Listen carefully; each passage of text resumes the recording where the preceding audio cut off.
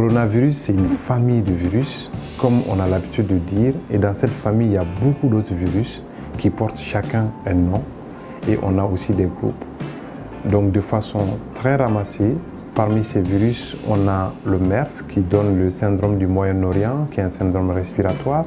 On a le SARS aussi qui donne un autre syndrome respiratoire qui a été découvert en Asie. Et ce dernier qui s'appelle le SARS-CoV-2, qui a été découvert en Chine en 2019 et qui donne la maladie à coronavirus en français et en anglais on appelle le Covid-19.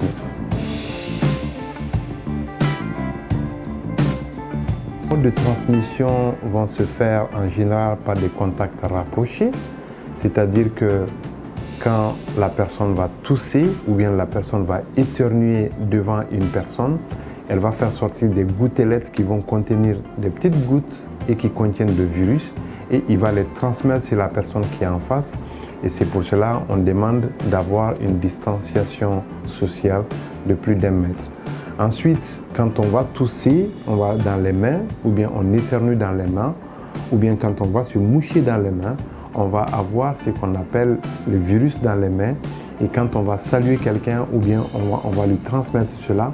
Et quand on va toucher les surfaces telles que les portes, les ascenseurs, tous les objets qui sont publics, le virus va rester dessus et les personnes vont pouvoir se contaminer.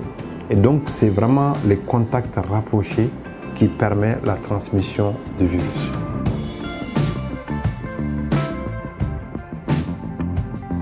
Les symptômes sont un peu classiques. À peu près, on a très généralement la toux et une fièvre au-delà de 38,5 degrés.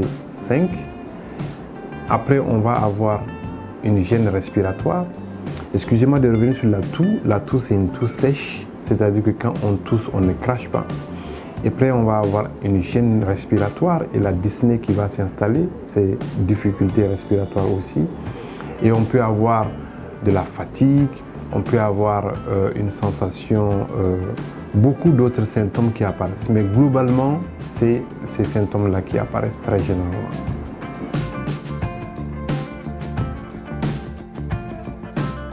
Alors, on appelle ça l'index de contagiosité, qu'on appelle l'index RO en virologie. L'index RO a été calculé pour la plupart des virus qui sont connus. Par exemple, je vous donne l'exemple de la rougeole, qui est très connue. L'index est de 12 à 18 personnes. C'est-à-dire qu'une personne infectée va pouvoir contaminer 12 à 18 personnes. Mais par contre, pour ce virus, le Covid-19, l'index est de 2 à 3.